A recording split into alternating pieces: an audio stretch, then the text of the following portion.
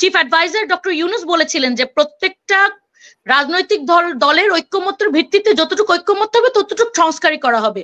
তো অতটুকুরই যদি একটা রোড ম্যাপ দেন তাহলে কিন্তু প্রত্যেকটা কর্নার যারা যারা স্টেক হোল্ডার আছে তাদের কিন্তু একটা স্বস্তি ফিরে আসে যে না এটাই হলো রোড ম্যাপ এবং এভাবেই আগাবে। তদন্তকারী সহায়তা দেওয়া হয় নাই, রিসোর্সেস দেওয়া হয় নাই, এখন দেওয়ার কারণে তারা কিছুটা এগিয়ে যেতে পেরেছে। বাট আমরা তাও বলবো আমাদের প্রত্যাশার তুলনায় কিছুটা কম। আরো একটু যদি বেটার ভিজিবল রেজাল্ট আমরা দেখতে পারতাম তাহলে হয়তো আমরা আরো কিছুটা আশ্বস্ত হতাম। আমাদেরকে মনে রাখতে হবে যে সংস্কার, বিচার এবং নির্বাচন কোনোটাই কিন্তু কোনোটার অপোনেন্ট না, এটা একসাথে প্যারালালি চলতে পারে। নির্বাচনের জন্য প্রস্তুতিটাও চলতে পারে এবং সংস্কার এবং বিচারও চলতে পারে।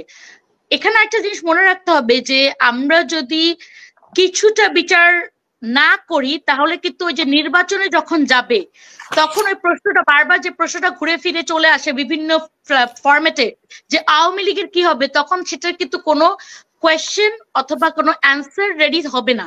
আপনার বিচারের মাধ্যমেই তো এইটার একটা সিদ্ধান্ত উপনীত হতে হবে। সুতরাং বিচার হতে হবে, কিন্তু বিচার সম্পূর্ণ করার পরে নির্বাচন, সেটা আবার আরেকটা লজিক্যাল ফ্যালাসিতে চলে যাচ্ছে। কারণ আপনি বিচার সম্পূর্ণ বলতে আমরা কি বুঝবো তাহলে? এটা কি বিচার কি শুধু এই জুলাই অভ্যুত্থানে যে 1400 নিহত এবং যে হাজার হাজার আহত তাদের বিচার, নাকি গত 16 বছরে গুম, খুন এবং যত মানবতা বিরোধী অপরাধ আছে সবগুলোর বিচার? কারণ এইটার লিমিটটা কে দিবে? এই দাবিটা আমার মনে হয় এনসিপি করতেই পারে, কারণ এটা একটা বর্তমানে একটা গণতান্ত্রিক দেশ এবং তাদের অধিকার আছে এই দাবিটা করা। কিন্তু প্রত্যেকটা রাজনৈতিক পার্টি এবং যারা স্টেক হোল্ডার আছে এখানে সবার ঐক্যমত্যের ভিত্তিতে আমার মনে হয় নির্বাচন কখন হবে, কিভাবে হতে পারে, এই জায়গাটা ডিসাইড করা ভালো হবে। অবশ্যই সম্ভব, এবং আমার মনে হয় এতদিনে দিয়ে দেওয়া উচিত ছিল একটা রোড ম্যাপ। কারণ আমরা যদি জুলাইয়ের যে অভ্যুত্থান হয়েছে তখন মানুষের যে স্পন্দন এবং দাবি দেওয়া যে ওয়াল রাইটিং গুলা ছিল ওগুলা যদি আমরা দেখি, ওখানে কিন্তু কোনো দাবি ছিল না যে নির্বাচন চাই।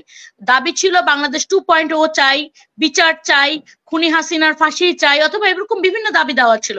সুতরাং আমার মনে হয় আপনারা যদি একটা বিচারে যতটুকু গভর্নমেন্ট যতটুকু মনে করছে করতে পারবে সে ততটুকু, এবং যতটুকু সংস্কার সবাই ঐক্যমত্য হবে, যেটা ঐক্যমত্য কমিশনের উদ্বোধনের দিন আমাদের চিফ অ্যাডভাইজার ডক্টর ইউনূস বলেছিলেন যে প্রত্যেকটা রাজনৈতিক দলের ঐক্যমত্যের ভিত্তিতে যতটুকু ঐক্যমত্য হবে ততটুকু সংস্কারই করা হবে। তো অতটুকুরই যদি একটা রোড ম্যাপ দেন তাহলে কিন্তু প্রত্যেকটা কর্নার যারা যারা স্টেক হোল্ডার আছে তাদের কিন্তু একটা স্বস্তি ফিরে আসে যে না এটাই হলো রোড ম্যাপ এবং এভাবেই আগাবে, এবং কিছুটা অ্যান্সারেবিলিটিও থাকে। কারণ এখন কিন্তু যেভাবে চলছে কোনো তো অ্যান্সারেবিলিটি নাই। আপনি যেটা ল অ্যান্ড অর্ডার, এটা তো সত্যি কথা, ল অ্যান্ড অর্ডার সিচুয়েশন এখন যেরকম, সেই অবস্থায় যদি আপনি এখন নির্বাচন দেন এটা কখনোই ফ্রি, ফেয়ার এবং ক্রেডিবল ইলেকশন হতে পারবে না। ভায়োলেন্স যেভাবে ছড়িয়ে পড়বে এটাকে কিভাবে কন্টেইন করবেন এই ল অ্যান্ড অর্ডার সিচুয়েশনে? সুতরাং রোড ম্যাপ দেয়া এবং ল অ্যান্ড অর্ডার সিচুয়েশনটাকে একটা কন্ট্রোলের মধ্যে আনাটাই হবে ফার্স্ট কাজ। আপনি তো একজন আইনজীবী, বিচার ব্যবস্থার এইরকম কেন কেন সরকার কন্ট্রোল করতে পারলো না? এই 7 মাস তো অনেকটা সময়ে গিয়েছে, মোটামুটি বিচার ব্যবস্থার উন্নতি কি আপনি দেখতে পাচ্ছেন কিনা আপনার জায়গা থেকে?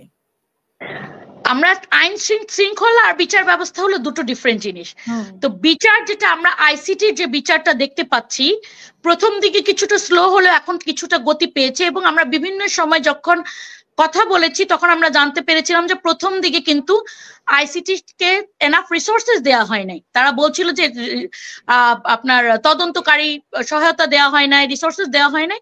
এখন দেওয়ার কারণে তারা কিছুটা এগিয়ে যেতে পেরেছে। বাট আমরা তাও বলবো আমাদের প্রত্যাশার তুলনায় কিছুটা কম। আরো একটু যদি বেটার ভিজিবল রেজাল্ট আমরা দেখতে পারতাম তাহলে হয়তো আমরা আরো কিছুটা আশ্বস্ত হতাম।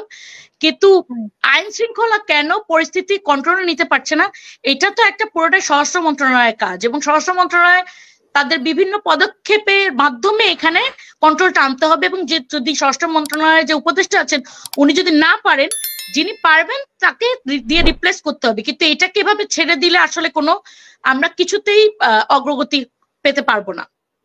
অনেক ধন্যবাদ। আমি